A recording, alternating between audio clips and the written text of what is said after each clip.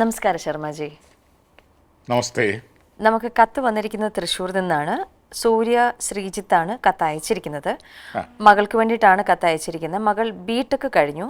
നല്ലൊരു ജോലി ലഭിക്കുമോ? വിവാഹം എന്നത്തേക്ക് നടക്കും? മകളുടെ ഭാവിയെക്കുറിച്ച് അറിയണം എന്നാണ് സൂര്യ ശ്രീജിത്ത് പറഞ്ഞിരിക്കുന്നത്.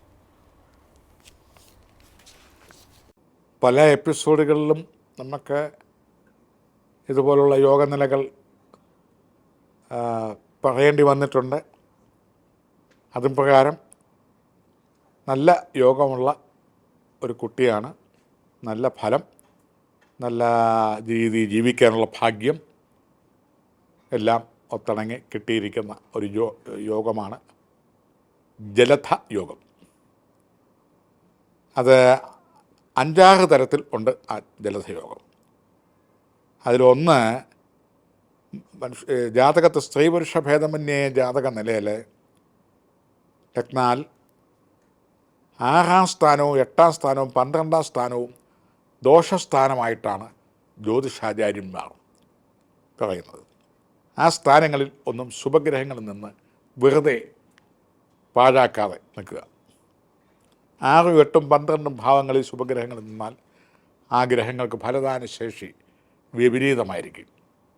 അപ്രകാരമൊന്നും നിൽക്കാതിരിക്കുകയും ജനിച്ച ലഗ്നത്തിൻ്റെ 4-ാം ഭാവത്തിൽ ഒരു ശുഭഗ്രഹം പൂർണ്ണ ബലത്തോടെ 30-35 രശ്മി ബലം വരെയാകാം. അത് ഫുൾ പവറാണ്. പൂർണ്ണയന്ത്രൻ്റെ ദൃഷ്ടിയോടുകൂടി നിൽക്കുക. അതായത് പൗർണമി ചന്ദ്രൻ നല്ല വെൺമേഘത്തോടുകൂടി നിലാവുള്ള ദിവസം, ഫുൾ മൂൺ പൗർണമി ചന്ദ്രനോടുകൂടി അത് നിൽക്കുന്ന ദിവസം ജനിക്കുന്ന പെൺകുട്ടികൾക്ക് പ്രത്യേകിച്ച് മുഖത്തിന് ഐശ്വര്യം, ഇഷ്ടംപോലെ തലമുടി, മിഴിവാർന്ന മുഖം,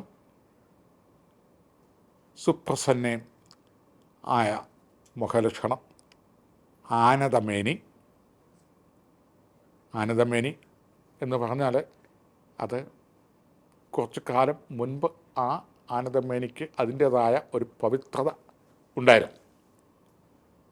അല്പം കുനിഞ്ഞ് നാണത്തോടെ നടക്കുന്നവൾ എന്നാണ്. അത് ഇപ്പം അത്ര അംഗീകരിച്ച് കൊടുക്കത്തില്ല. എന്നാലും സ്ത്രീകൾക്ക് ഒരു നാണം അഴകാണ്.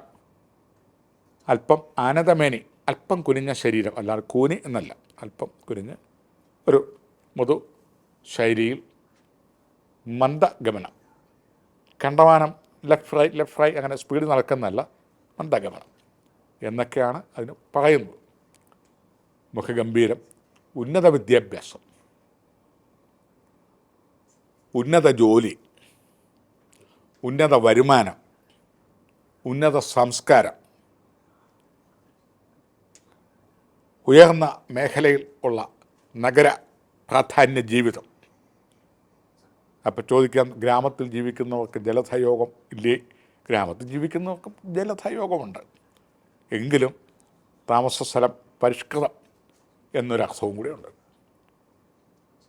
ഉൾഗ്രാമങ്ങളിലൊക്കെ വിവാഹം ആലോചിച്ച് കഴിഞ്ഞ് കഴിഞ്ഞാൽ കുട്ടനാട്, ഇടുക്കി പ്രദേശങ്ങളിലേക്ക് ആരും പെട്ടെന്ന് തയ്യാറാകുകയല്ല. ഇപ്പോൾ ഈ പറഞ്ഞ ആർമിയിലെ ഉദ്യോഗസ്ഥൻ്റെ പോലെ എന്തോ അവിടെ വെള്ളം കിട്ടുകയില്ലെന്നൊക്കെയാണ് പറയുന്നത്. സത്യത്തിൽ അവിടെ ഒന്നും ഈ പറയുന്ന ബുദ്ധിമുട്ടുകളൊന്നുമില്ല. എന്നാൽ വെള്ളത്തിൻ്റെ സ്ഥലമാണ് താരം. അവിടെയൊക്കെ സ്ഥലങ്ങൾക്കൊക്കെ ഇപ്പം വളരെ ഇത് കാരണം പെണ്ണുങ്ങളെ വിവാഹം കഴിച്ച് അങ്ങോട്ട് പോകാനും ആണുങ്ങൾ അങ്ങോട്ട് വിവാഹം കഴിച്ച് പോകാനും ഒക്കെ എന്തോ ഒരു മടി, ഇങ്ങനെ ഒരു ഇതുണ്ട്.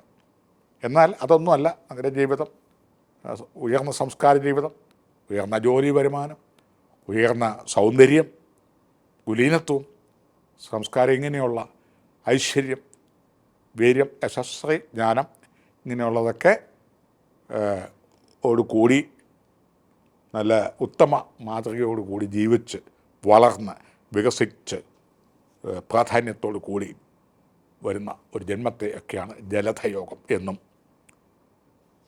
അതുപോലെ തന്നെ ജല ഉൽപ്പന്നങ്ങളുമായിട്ട് ബന്ധപ്പെട്ട വരുമാന മാർഗങ്ങൾ, കായൽ, കടൽ, നദി, അവയിൽ നിന്ന് കിട്ടുന്ന ഉൽപ്പന്നങ്ങൾ, അല്ലെ കായൽ രാജാവ്, അതുപോലെയൊക്കെയുള്ള പ്രദേശങ്ങൾ, അഗ്രികൾച്ചറൽ ആയിട്ട് അനവധി ഏക്കറുകൾ ഉള്ള അനുഭവങ്ങൾ, നല്ല വരുമാനങ്ങൾ, ജലസംഭരണികൾ, അല്ലെങ്കിൽ സമുദ്രം തരണം ചെയ്ത് അല്ലെങ്കിൽ സമുദ്രോൽപ്പന്നങ്ങളിൽ നിന്ന് കിട്ടുന്ന രത്നങ്ങൾ, ഇങ്ങനെയൊക്കെയുള്ള ഒത്തിരി കാര്യങ്ങളുണ്ട്. മത്സ്യവും ജലസമ്പത്തിൽപ്പെട്ടതാണ്. നല്ലൊരു മത്സ്യവ്യാപാരിയുടെ കുടുംബം പറഞ്ഞു നോക്കും ജലധയോഗമുണ്ട്. അപ്പോൾ ഇങ്ങനെയൊക്കെ ഉള്ള യോഗങ്ങളെയാണ് ജലധയോഗം എന്ന് അനുമാനിക്കുന്നത്. അത് 6-7-8 തരത്തിലുണ്ട്. അപ്പോൾ ജലത്തിൽ നിന്ന് തന്നെ വരണമെന്നില്ല, അതിന് ഒത്തിരി വ്യാഖ്യാനങ്ങളും ഒക്കെയുണ്ട്. വെള്ളം വിറ്റ് ജീവിക്കുന്നവരുണ്ട്, അവർക്കും ജലയോഗം ഉള്ളവരുണ്ട്. ഇപ്പോൾ കേസരി യോഗമുള്ള ഇപ്പോൾ ഒരു വലിയൊരു ക്ഷേത്രത്തിലെ ഒരു പാപ്പാൻ എന്നെ വിളിച്ച് പറഞ്ഞു, എനിക്ക് കേസരി യോഗമുണ്ട്, അന്വേഷിച്ച് കഴിഞ്ഞപ്പോൾ ഞാൻ ഇന്ന ക്ഷേത്രം, പിന്നെ എനിക്കറിയാം അതിൽ 1-ാം പാപ്പാനാണ്. അത് ആ കൂടിയ ആനയുടെ 1-ാം പാപ്പാൻ എന്ന് പറയുമ്പോൾ അവിടെ കൊണ്ട് ആ യോഗം തീർന്നു. പക്ഷേ ആനയോളം പേര് ഈ പാപ്പാനും ഉണ്ട്. അവിടെ ചെല്ലുന്നിടത്തെല്ലാം പേരും പ്രസിദ്ധിയൊക്കെ ഉണ്ട്, അതിൻ്റെതായ കാര്യങ്ങൾ. പക്ഷേ വോൾട്ടേജ് മങ്ങിപ്പോയി. അതുകൊണ്ട് ആനയുടെ ഉടമയാവുന്നില്ല, പാപ്പാനായിട്ട് മാറി. ഈ ആനയുടെ സ്നേഹം ഉണ്ടെന്നാണ് എന്നൊക്കെ പറയുന്ന പോലെ ഈ ജലധയോഗം 6-7-8 തരത്തിലുണ്ട്. ചുരുക്കത്തിൽ ഐശ്വര്യം, വീര്യം, യശസ്സ്, ശ്രീജ്ഞാനം, പ്രതാപം, രാജകീയ പ്രൗഢി, നല്ല വിദ്യാഭ്യാസം, വിദ്യയ്ക്ക് ഉദ്യോഗം, വിത്തം, മംഗല്യം, നഗരപ്രാധാന്യം, നഗരപ്രധാനി, ഇങ്ങനെയൊക്കെയുള്ള മേഖലകളിലേക്ക് എത്തുന്നത് കൊണ്ട് നല്ല ജന്മം ആണ്. വിവാഹമൊക്കെ നടന്നോളും. പ്രത്യേകിച്ച് അതിന് പ്രതിവിധികളൊന്നും വേണ്ട, സ്വയംവര പുഷ്പാർച്ചനയും കാര്യങ്ങളും തിങ്കളാഴ്ച ഒരിക്കലും ഒക്കെ മാത്രം നടത്തിയാൽ മതി.